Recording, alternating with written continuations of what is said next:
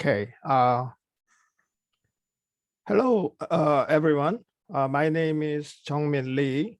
I'm a professor of economics at Seoul National University in South Korea. Welcome to the SNU UCSD webinar series.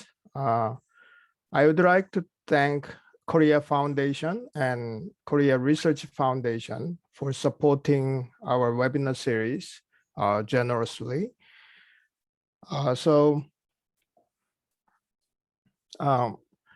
I'm very pleased to introduce today's speaker and discussant.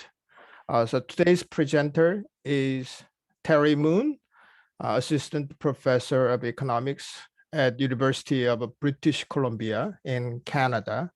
He received his PhD in economics at Princeton University in 2019. His major research fields are public economics and corporate finance.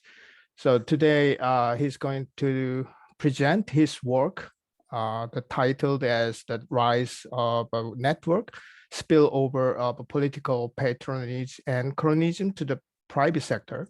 And he's going to present 20 minutes and followed by discussion by Ryan Kim, who is assistant professor at Johns Hopkins University. And I would like to say you can ask questions by using Q&A box at any time during the presentation or discussion. However, for the efficiency of the talk, I will collect all the questions in the Q&A box after presentation and discussion, and we will have the discussion after the discussion to discussion. However, if the questions are clarifying questions, I'm going to ask a question to the presenter during his talk. Okay, so Terry, you may start your presentation. You have 20 minutes. All right, so thanks a lot for the invitation to present this paper, which is a joint work with David Schoenherr from Princeton University. The key motivation for our study is that patronage and cronyism are thought to be major impediments to economic growth around the world. It is well documented that politicians use their power for patronage appointments when filling important government positions. And this is not just a phenomenon of poorly governed countries, but has been documented across countries at different stages of development. Patronage appointments concentrate the control over government resources with individuals from a select group of people based on attributes such as social ties, ethnicity, and so on. In turn, controlling government resources facilitates rent transfers to other members of the same group, which imposes high costs on society. Furthermore, cronyism has been shown not only to affect the public sector, but also to affect resource allocation in private markets. Currently, the literature treats these distortions in public and private markets as distinct and separate sources of inefficiencies. For example, Khwaja and Mian argue that political connections affect access to government bank credit, but not access to private bank credit. What we show in this paper is that there's actually a link between them that drastically amplifies allocated distortions and efficiency costs. Specifically, we show that following a presidential election in Korea, members of the new president's alumni network gain control over credit allocation by government and private banks. Then they use this power to allocate more credit at a lower rate to firms run by fellow network members. One of our key findings is that firms with links to powerful politicians' network gain better access to resources allocated by the government and private markets. Now, you may ask, why does this matter? Why do we care? The literature already documents that cronyism distorts resource allocation in government and private markets. But what we did not know is that the allocation is concentrated on the same group of firms that benefits from better access to cheaper credit by government and by private banks. In a simple financing and investment model, we show that this substantially increases investment distortions. The intuition is simple. If a group of firms get cheaper credit from government banks only, they overinvest inefficiently, but other firms still have unbiased access to credit from other banks. But if all banks provide cheaper credit to the same group of firms, they overinvest even more inefficiently, and other firms are forced to forego profitable investment projects even further. This implies that distortions and efficiency costs from patronage and cronyism are larger than previously thought, and that privatization of resource allocation is not a panacea to protect it from political influences.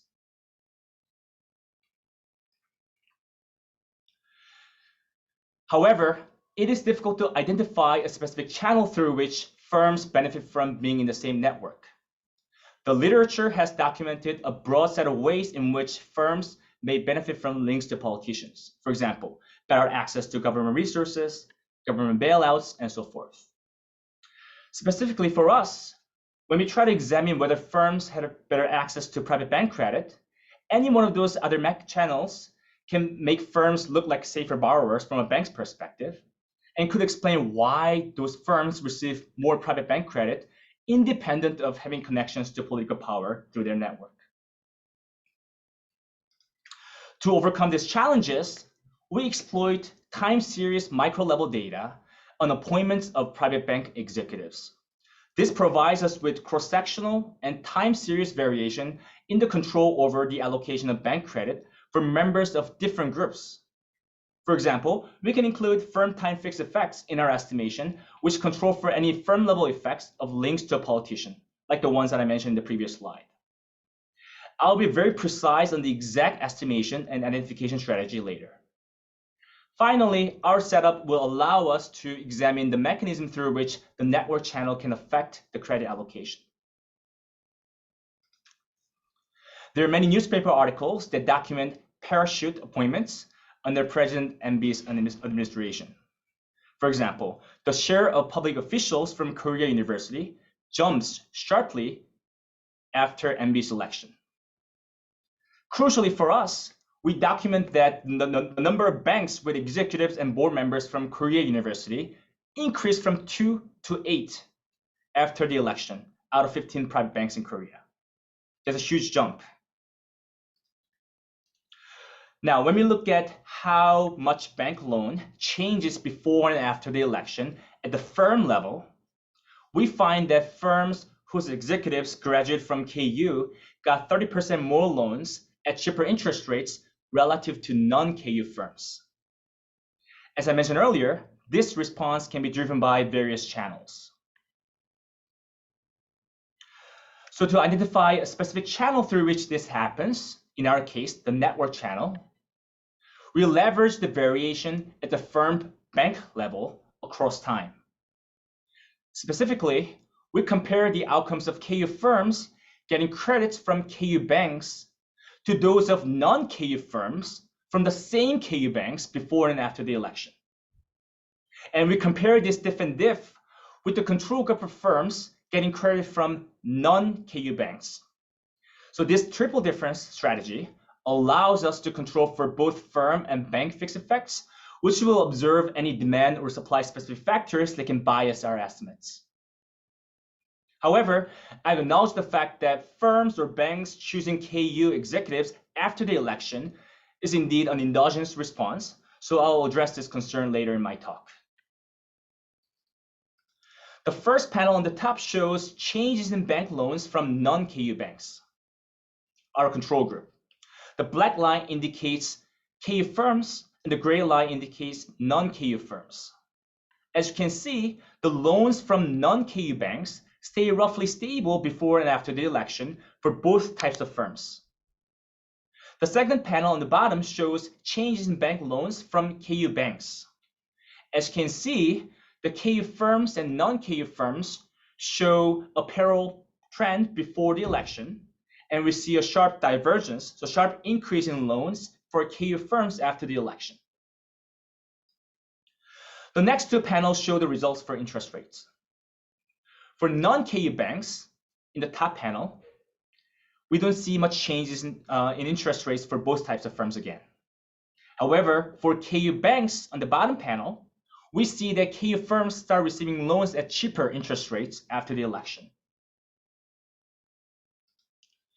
In terms of magnitudes, KU firms receive 80 log points more loans from KU banks with 38 basis points lower interest rates relative to their control group.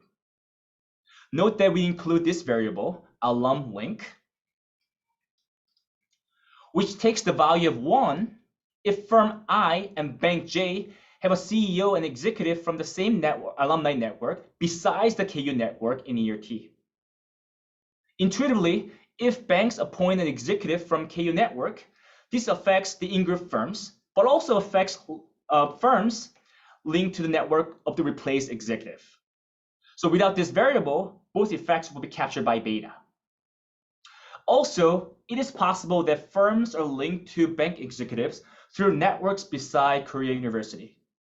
Such a measurement error will likely lead to an underestimation, as some of our control group might be affected after the election if they became connected to KU banks through other networks besides KU.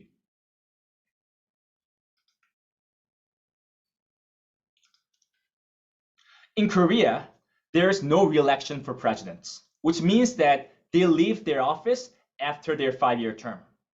We document that the number of banks with executives from KU decreases from 8 down back to 3 after MB left the office. We find that loans from KU firms from KU banks go back to their initial level after 2012 when MB left the office. On the bottom panel. And we observe the same pattern for interest rates as well. Now, one may argue that banks' appointment of KU executives is an endogenous response that can drive our results besides through the network channel. For example, perhaps Korea University generates experts on certain projects or certain fields, and banks appoint CEOs from KU to facilitate lending to more efficient firms. To address this point, we repeat our analysis using 2 banks that already appointed KU executives way before the election. The intuition is that if our findings were driven by the network channel, then we should not see any changes in lending for these 2 KU banks before and after the election, because they already appointed KU executives before the election happened. And we find that loans and interest rates from these 2 KU banks, 2 KU firms, remain roughly the same before and after the election. Next, we examine how the network channel is affecting the lending outcomes. We define 3 mechanisms through which the network channel can drive our results. First, KU banks can lend more at cheaper rates to KU firms because they may have soft information due to the network. Second, KU banks may be able to better enforce their terms with KU firms. Lastly, KU banks may lend more to KU firms simply because of taste-based discrimination.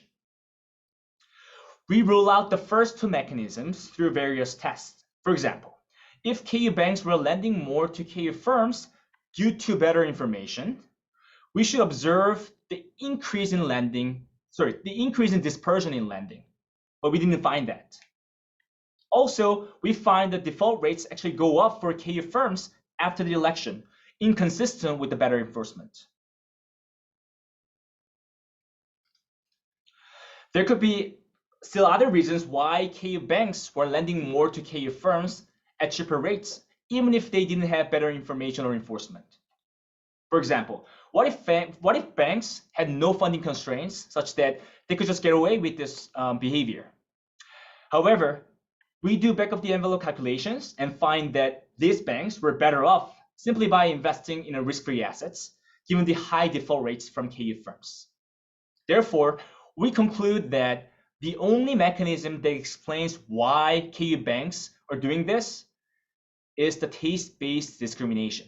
For example, I want to give you favors simply because we are from the same university, and maybe one day you'll return my favor. And this makes a lot of sense because most bank executives They're appointed after MB's election, already expected to lose that position after 2012. Furthermore, we have plenty of anecdotal evidence and newspaper articles documenting a strong bond among KU alumni, which could facilitate this type of taste-based discrimination. Finally, you may wonder whether these findings are simply unique to Korea and may not generalize to other settings. However, I'd like to emphasize the fact that the executive power of president to appoint people in important positions is widespread. For example, in the US, roughly a quarter of the government positions can be filled without Senate approval, giving tremendous amount of freedom for the president. And there are many different types of groups besides the alumni network. So the misallocation we documented using one specific network and one particular setting may be just a tip of the iceberg. They may well be happening around the world. So let me conclude. The key takeaway message from our paper is that patronage and cronyism from the government sector can spill over to the private markets, leading to even greater distortions in the economy. Therefore, we should not treat this as two independent sources of inefficiencies. Instead, they're linked in a way that can drastically amplify allocated distortions in the market. Thank you very much, and I look forward to your comments and questions. Okay, thank you, Terry. It was a short presentation, but very strong content. I think very controversial, and particularly the former president is in prison now. So I think the paper will make a hit in newspapers. Okay, so the Ryan, you may start your discussion. So let me share my screen. Also, I would like to say one thing again, the audience, you may ask questions by using Q&A box at any time. So I will collect the questions after Ryan's discussion. Okay. Go ahead, so, Ryan. Okay, so thank you very much. Thank you very much for letting me discuss this paper by Terry and David. Let me start right away. So given an excellent presentation by Terry, let me be brief on the summary. So the big question in the paper is, how do political patronage and cronyism affect the resource allocation in the economy? And what the paper does is it identifies a novel spillover effect of the cronyism in government to private sector, in contrast to those previous studies that treat cronyism in the public and private as a separate source of inefficiencies. Specifically, this paper finds strong empirical supports for the following narratives. It's widely documented that following the election of MB as a president, he appointed people from his network into important positions. And then the paper finds that private banks responded by appointing executives with links to this network. And as a result, companies having links to the networks benefited not only from the government, but also from the banks, meaning they have better access to credit at a lower rate, despite a higher realized default rates. And then with a model, the paper shows that such correlated bias or network of government and bank toward companies generate higher distortions than that without the correlated bias. So overall, I really like the paper. I learned a lot from reading the paper. It's an extremely important question in many countries. Such cronyism is prevalent in a lot of different economies, but it's not clear how exactly that cronyism works. And the paper shows a novel spillover mechanism highlighting the importance of the correlated bias of government and bank altogether. And I was very impressed how careful the authors are in conducting this analysis with the detailed data. They build up a new farm-bank relationship level database so that they can allow these farm-time, farm-bank fixed effects. They conduct a lot of robustness checks to address selection on companies, selection on banks, and endogenous matching between farms and bank, and many other numerous robustness analysis to make the analysis very convincing. And it's also forthcoming in top finance journal now. It's coming at Journal of Financial Economics. So my hearty congratulations to authors. Given that the paper is already published, let me focus on my discussion on a potential extension of the paper so that it can be useful to the authors. So as I read the paper, I was curious more on what happens to more farm level outcomes or farm level analysis. I see that the paper does a lot of analysis related to farm borrowing, stock returns, investment, return on assets, and default. It seems that they serve very well for the purpose of the paper. But there are also other potentially interesting farm level margins to explore. I was curious what happens to the real effects a little more. So I see that the authors use case value, which has a lot of different company level variables, such as R&D, employment, and education and training. Particularly related to R&D, when I see that variable, I was a little concerned that these companies, maybe they got a positive credit supply shock and start to innovate more, increase their product quality. And because these activities are a little bit more risky, probably that may lead companies to default in the long run. It may be not, I wasn't sure, but it would be nice to kind of see what happens on the margin. Also, it may be interesting to look at more on labor demand and labor market. So to my understanding, there's this Korean employer-employee matched data. If Terry can match further this with the KISS value and his data, I thought there would be very interesting things to say at the worker level. Probably there's some additional distortion due to the cronyism. Maybe companies, getting all these loans because they have KU networks, start to employ those, other KU network workers, or that may distort the economy further. So I believe there's kind of interesting margins to explore relating the labor market with the cronyism. The other part is probably more reallocation effect on the cronyism. So when I hear the term reallocation, I immediately thought of misallocation literature, and I thought Terry would go there. I didn't see that. So I was just curious what happens to productivity, MRPK. These margins are largely discussed in previous studies. Looking at this may be useful to also these can be measured with the KISS value data. It may be interesting to look at these margins. And one nice part about the structure framework that in this literature is that it allows Terry to do some aggregation exercise. So far what Terry did is a diff and diff analysis, which is very useful in identifying the shock, but it's all about relative changes. So it doesn't tell us about aggregate effect. So it may be useful to look at, how the cronyism in general affect Korean economy at the aggregate level. There are other interesting aspects one can look at. One thing that's very unique in Korea is these large conglomerates called chaebol. There are a lot of studies in finance literature. Also, there's a lot of recent interest in economics literature, so-called superstar companies in labor economics, macroeconomics, and trade, kind of looking at why these companies are so big and how they behave differently. May be interesting to link cronyism to these margins as well. And of course, there are all the other interesting margins like family farms, CEO, behavior of CEO, zombie lendings that can be connected to cronyism and kind of push further on this paper, given that Terry already has very well published paper. The other comment I had, as I thought about this type of analysis, I was a little concerned whether this KUI times election T is truly exogenous. I mean, it seems that it would be very important for potential future analysis and also for many results in the paper. It seems that this measure comes up throughout the paper.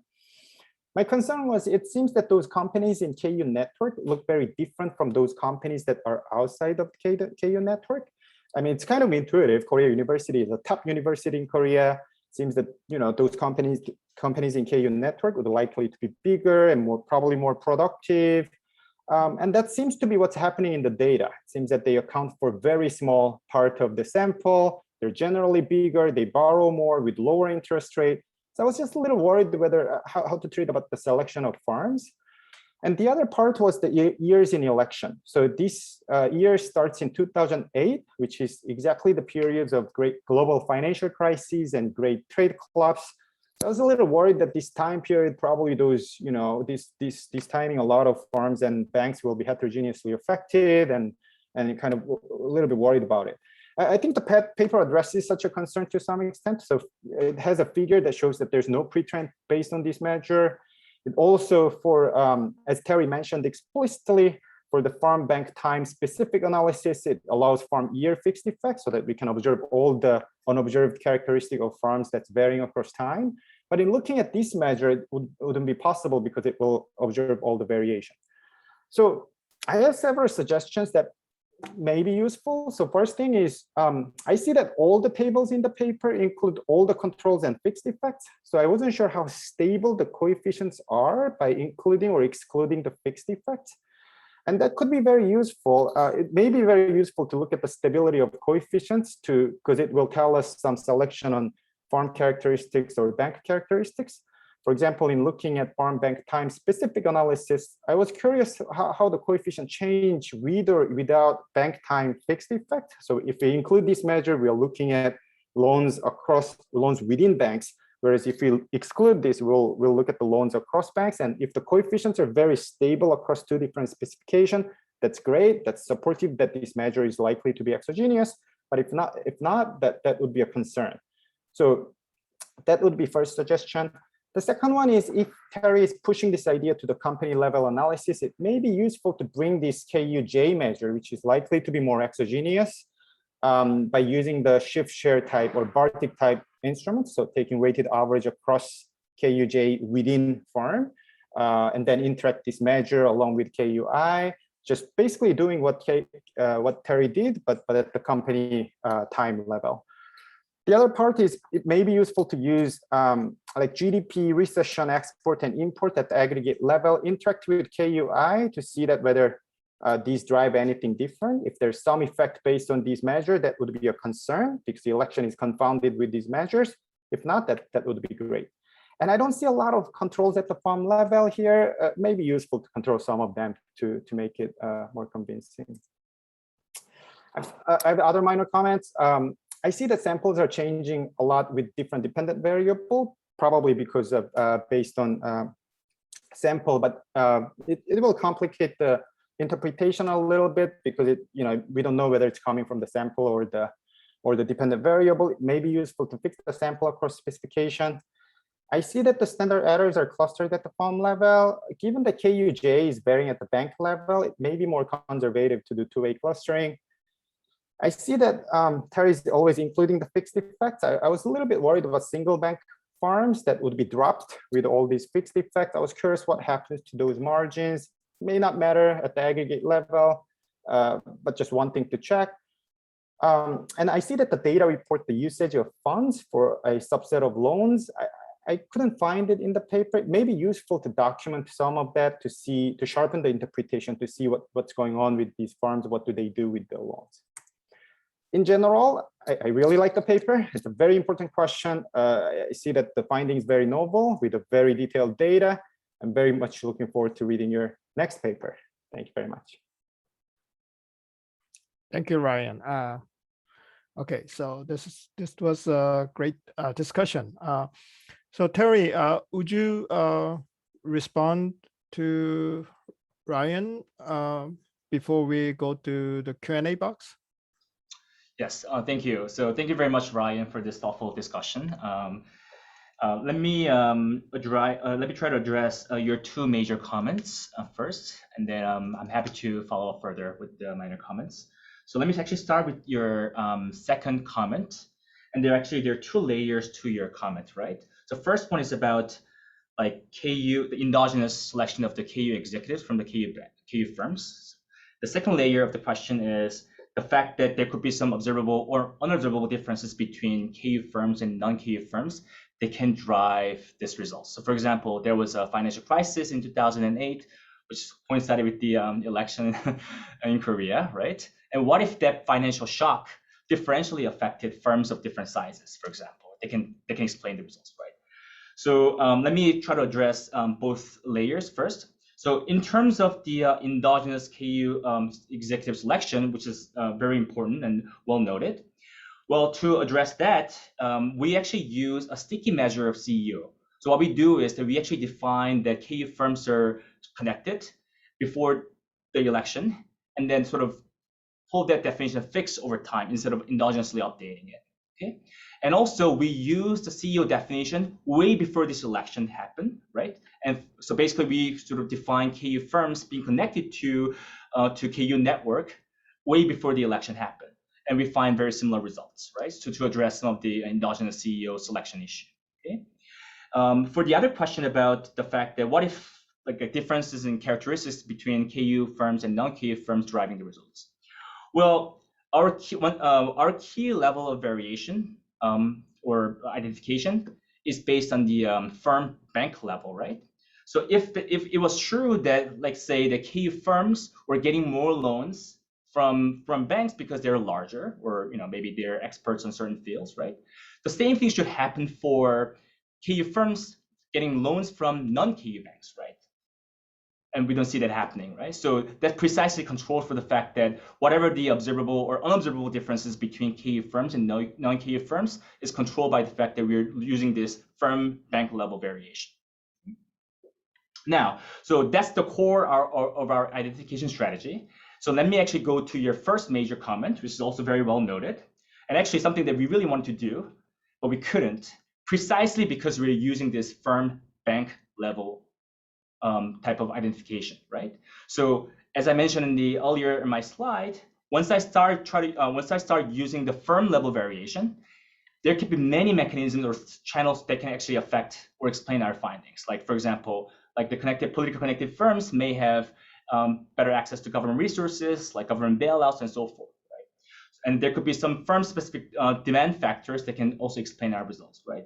So once we start using the firm level variation, we start losing our advantage, right? So that's why, even though, of course, it will be wonderful to look at the firm level outcomes, we try to refrain from doing that. So we've refrained ourselves from conducting any firm level analysis precisely because we're going to lose that leverage.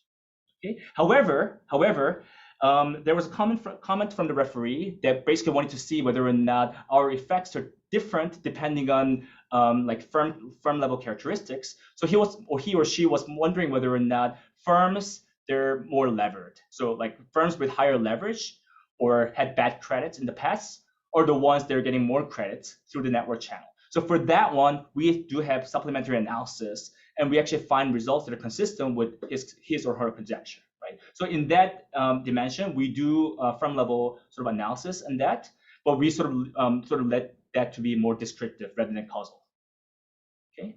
So I hope I addressed your two major wonderful comments, and that I'm happy to follow more with other comments later on. And then should I go to the comments from the Q&A chat box? Yes, I'd like to ask first the question from Jungmo Yoon. This is a clarifying question about your sample. So first question is how many banks in your sample? And then the second question is how many KU bank are in your sample before and after the election? So yeah, that's a great question. Yeah, so there are a total of 15 private banks in our sample. Okay, the number of KU banks before the election was 2. It increased all the way to 8 after the election, and then decreased back to 3 after MB left the office in 2012. Okay. So, and the second question from Yoonjae Shin. So he has 2 questions. First question is question about the data. So he's wondering if the data on farm bank loan is publicly available. Yeah, it is. Is it? Okay. It is. Okay. Yeah. I think so. Yeah. Okay. So let me then go ahead. And the Junhyung Kim's question. I think this is a substantive question. So do you think a KU degree is a proxy for actual personal network, or is the fact that merely having the KU label enough to get that network advantage? Can you answer that question? That's a great question. To be honest with you, like I don't have a perfect answer to that question. Okay, because I think it can be both. Okay, but I think having the personal connection. So the way KU or having graduated from KU works is sort of 2 ways. The first one is that, as you mentioned, possibly just a label, right? It's a symbol that I share the network, right? But that alone could allow KU firms to receive more loans from cheaper credits just by having that label, or symbol. But if it's truly the network channel that's driving our results, then it's not enough to have just that symbol or the label, right? It's really the personal connections that should drive our results, right? So to answer that question, so what we do in our paper is that we sort of use a narrower definition of connection, right? So for example, we sort of define that potentially the KU executive may have personal connections with, say, KU bank executives, not only if they both graduate from KU, right? But also if there's a greater chance that they have probably interacted during their time. So what we do is that we define our narrower measure of connection if the age gap is the age gap between the two executives, so one from the firm and one from the bank, or within 3 years. The reason why we chose 3 years is because the CEOs in our sample are predominantly male in Korea. And then, of course, in Korea, the majority of men have to serve in the military, right? So it's very possible that within 3 years of age gap, they may have interacted or overlapped in certain years. Okay, so that's how we use. And once we use that measure, the narrow measure of connection, we find even greater effects of this connection, right? So, I mean, it's a long answer to your question. I think it can be both. The KU degree can be both a symbol or label, or can be also implying a personal connections. And when we do use a narrower measure of connection, we actually find stronger effects. Okay. So we have more questions in the Q&A box. So Yunjae Shin actually asked another question. He is wondering if there are any media effect. So I suspect if there are some media effects highlighting spotlighting discrimination in bank loans to non-KU networks, possibly, and the banks probably refrain special treatment to KU network. That's another interesting and great question. So if anything, if that was what's happening, our estimates will be understated, right? So when we actually look at these newspaper articles, most of the articles that we document actually happen almost after MB left the office or around the time, so it happened much later. So I think that, if the media effects were prevalent, then our estimates are understated.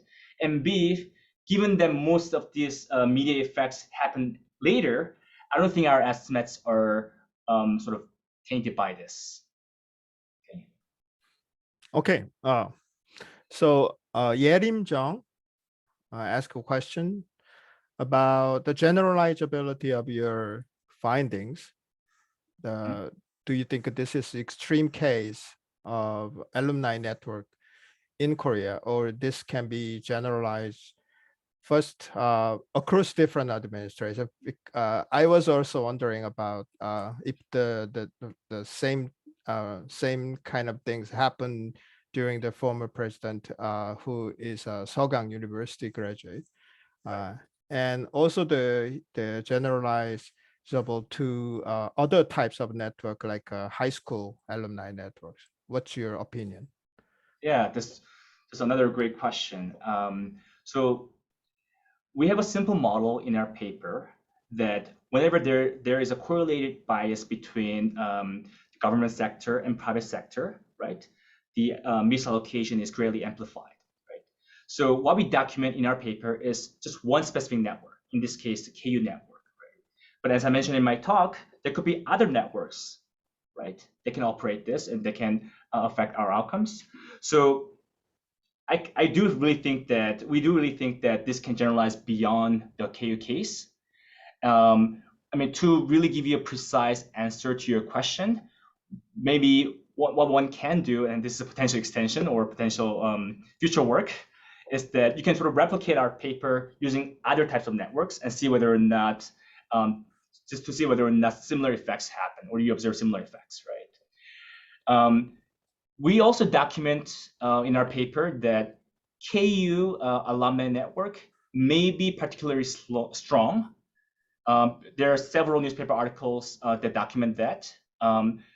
Having not going through the university system in Korea, actually, I'm not super certain whether how other alumni networks operate in Korea. I guess that like Seoul National University Alumni Network are strong, Yonsei University Alumni Network are strong. So for that reasons, I think that this can generalize beyond the KU case. But alumni network is just one specific network, right, that I documented.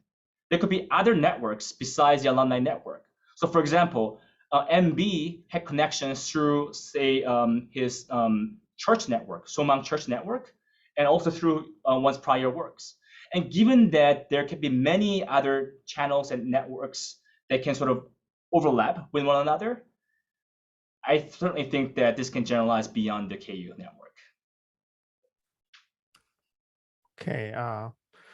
So any panelists have comments? Yeah, I wouldn't mind jumping in. Terry, this is really fascinating. And, pardon me if this is a kind of naive question from a political scientist, because I didn't have a chance to read the paper. But I want to ask you not about your identification strategy, which I understand and appreciate, but about the underlying theoretical model of spillover that motivates this. And this may be a question of usage, but if you use the term patronage and cronyism to political scientists, they usually have the implication that politicians or political officials control appointments or are open to bribery in ways that you generate the type of inefficiencies you're talking about.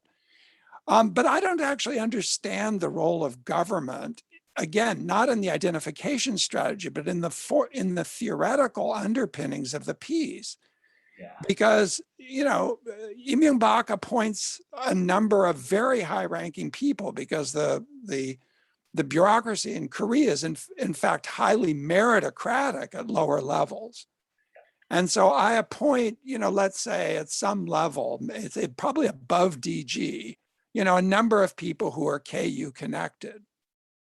How do you get from those appointments to the relationship between the banks and firms, which seem to be operating causally, quite independent of what the government is doing, except for identification purposes? Except for identification purposes, right?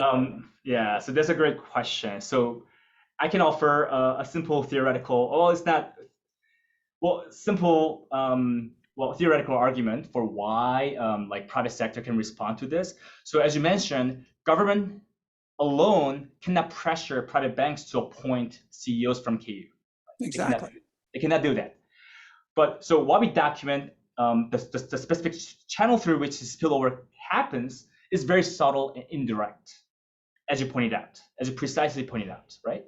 So it's not like the spillover is directly happening, that the government is like influencing the private markets to appoint the KU executives in the private markets, but rather the private markets have incentives to establish connections to the government because they're expecting to get some favorable treatments from the government.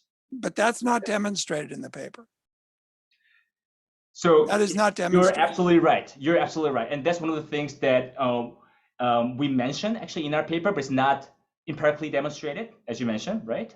Because we sort of take it as given that maybe the reason why, the only plausible explanations that can rationalize their behavior is that they are expecting to actually receive favorable treatments from the government sector when they appoint the executives from the KU. But you're absolutely right that it would be really nice to actually empirically show the potential incentives, the precise incentives through which the banks are actually appointing their CEOs from KU. So as an example, what if indeed, once they appoint the CEOs from KU, they physically get something in return from the government sector, right? So it will be. Yeah, but let me just give you an alternative model under which you could get this under purely private circumstances. Banks and firms are captured by KU networks internally. And on both sides, they basically engage in completely private transactions in which the government plays no role, which are fundamentally corrupt. But they're privately corrupt. They're not publicly corrupt. So what do you mean by privately corrupt? I mean, privately corrupt that the government plays no role. I'm appointed as an executive at a bank, and I'm from KU, and you're in a firm in the private sector, and you're from KU, and you and I do preferential business with one another, but the government plays no role in those transactions. Terry, Right. I think this is a very important question because I was wondering about policy implications of your findings. So there is a cronyism, whatever you call. How could we fix it? If this is a public level corruption, then we need to monitor the government behavior. But however, this is happening at the private level, and maybe we have to fix the bank policy, etc. So would you? I think this is very important questions for Korea. Yeah. So would you give us your opinion? That's such a great question, and ultimately it's something that we strive to answer well. So one small solution that we have, and something that we sort of leave it as for future research to perfectly nail that question, is that right now, both in our model, okay, and also in our setting, the number of private banks is relatively small. Like we have 15 private banks, right? So in our model, we show that as the number of banks, distinct banks, increases, right, the potential for this concentration of power can decrease, right? So as you mentioned, Professor Jung-min, the fact that we're just privatizing the whole market, so just getting away from the government, is not going to solve the issue. If private banks are independently, right, as Stefan mentioned, if private banks are privately corrupt, right, and they're doing this independent of the government influences, right? So one potential way in which we can sort of merely reduce this type of issue or misallocation is to make this private bank market less concentrated. So that could be one solution. How about opening the finance sector to foreign banks? And do you think that could be another solution? Certainly, that's related to making it less concentrated by opening it to the foreign market. It will probably also you'll have a set of whole other administrative issues and so forth. But yeah, it's sort of in line with making the private bank sector less concentrated. Mm-hmm. Okay. Munsop or Ryan? So Munsop. Oh, so yes. So let me please go ahead. Yeah, Terry, thank you for a great presentation. So I mean, just listening to the discussion you have with Jung-min and Steph. So I wonder if you had a chance to look at the state-owned enterprises and state-owned banks, because to me, the state-owned banks and the firms are somewhat in the middle, either the publicly corrupt or the privately corrupt or both. So right. Yeah, I mean, could you tell us more about what you found from those specific type of the firms and banks? Yeah, so when we actually look at the, so we didn't look at the state-owned firms per se, but we did look at the state-owned banks, so the government banks, and then they exhibit similar behavior as the private banks in terms of giving more loans to KU firms and the cheaper interest rates. Did you also find the change of the CEO in the state-owned banks? Oh, so basically the state-owned banks, right? So they would endogenously also appoint the CEOs from the same network. Yeah. So the endogenous CEO appointment is not only prevalent in the private sector but also in the government sector as well. Thanks. No problem.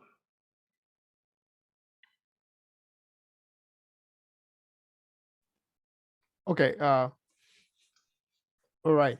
So Ryan, do you have any follow-up question? I actually want to ask a quick follow-up, but I think Stefan had a hands up before I. I'll just make my point very quickly, and it has to Mhm. do with the distributional consequences of what you're seeing here. I mean, it seems to me that under the behavior you've described, the people who are being disadvantaged by the nature of these network connections are actually not taxpayers. They're shareholders of the respective institutions. Because essentially it's the bank shareholders and the company shareholders, I think the bank shareholders primarily, who are essentially getting screwed by the connections which are allowing these particular forms of transactions to take place, which would not otherwise take place. So that's a great point. So I completely agree with you that the bank shareholders are certainly losers of this. But I wonder why not the taxpayers? Could you clarify why not taxpayers? Well, that just goes back to my general question before of the lack of clarity to me about what role government plays in this. Because, I mean, there's an inefficiency being introduced.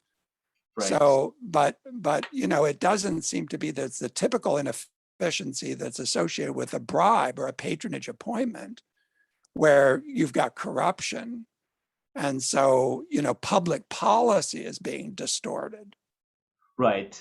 But at the end of the day, if there's misallocation in the aggregate level, and because of that, there's a loss in, TFP or No, loss in sure. GDP. Yeah. Then, But that's a sort of general equilibrium result, right? I mean, I'm just talking about, I guess a more partial equilibrium is, who's really getting hit here? And it seems to me bank shareholders are the ones who are getting hit, because you've effectively got private corrupt practices which are taking place, which benefit the KU firms and the KU bank lenders, but not the KU banks as a whole.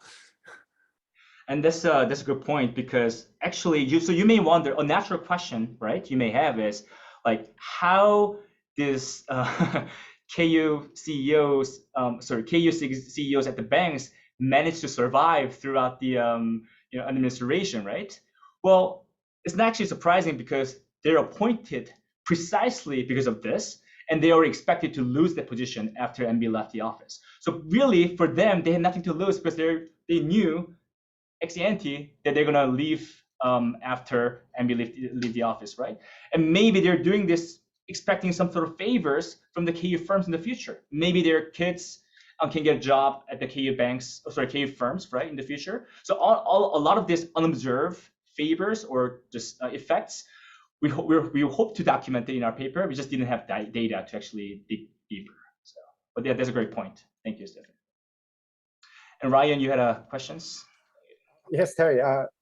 No, just follow up on your answer to my discussion.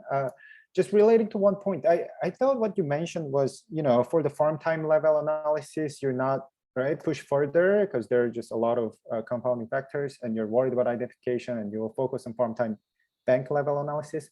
I thought you can check whether how important farm time fixed effect that you can put in the farm time bank analysis by seeing the stability of the coefficients. I mean, that was my kind of one of my major comments. So I thought you can check. I mean, I would be a lot more positive, given that you have the paper already published. I thought you can push it further to have another paper. So just want to quickly make that comment. Oh, thank you. Thanks for the clarification. And then there are more. Yeah, sorry. Okay. I have a question. Actually, I think you tried to explain your findings by using taste-based discrimination. However, I think that it is not a taste-based discrimination, but a gift exchange in the long term. So, because taste-based discrimination, so you mentioned, I didn't read your paper, sorry, but you mentioned in your explanation. So they do this in expectation of some future return. So I think that's more like a gift exchange. You're right. Our broad measure or definition of taste-based discrimination would include the gift exchange as well. But to be absolutely precise, yeah, you're right. it would be more, I guess, precisely defined as sort of gifts exchange or exchanges of favors, I guess, right? So Or private bribes. No, but this is Terry, I'm leaning into this because this is very important theoretically to me. Because the bribery is typically taken to be a relationship between a private actor and a public official. But the phenomena you're describing here, the implicit model is that there's a transaction which is taking place between the lender at the bank or the CEO at the bank and the recipient of loans in order to get credit, which is discounted. Yeah. That doesn't have anything to do with the government. Nope. This is just private corruption. That's what I mean by private corruption. Exactly. And just to follow up on that, so that's a great point. What gave the shock to this private corruption is through this presidential election, right? So without the shock, private banks would not have incentives to appoint CEOs from the KU network, which gave rise to that private corruption, right? So I'm not convinced of that. Okay, so we're using that variation to as a shock to the number of banks appointing KU executives. But what we document at the end of the day is really the private level corruption. Right, but that's the difference. That's the identification strategy. That's not the underlying theoretical model. I think those are two different things. Okay. But I may be wrong. I may be wrong. No, I think this was very interesting talk and very interesting discussion between economists and political scientists. And it's a very important question for Korea, particularly we have a presidential election coming up next year. So there was a question in the Q&A box about I think she or he is wondering about the next president. The person mentioned the Hong Jun-pyo, who is a potential candidate. So I think the question is related to the next presidential question. So I don't think you have to answer that question because it's very sensitive.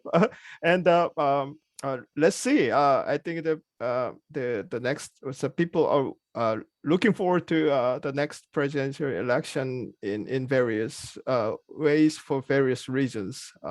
Okay, so today's talk very interesting. Thank you everyone for participating. Thank you, Terry and Ryan. Thank you. This is Thank you very much. Great paper. Great discussion. Thank you.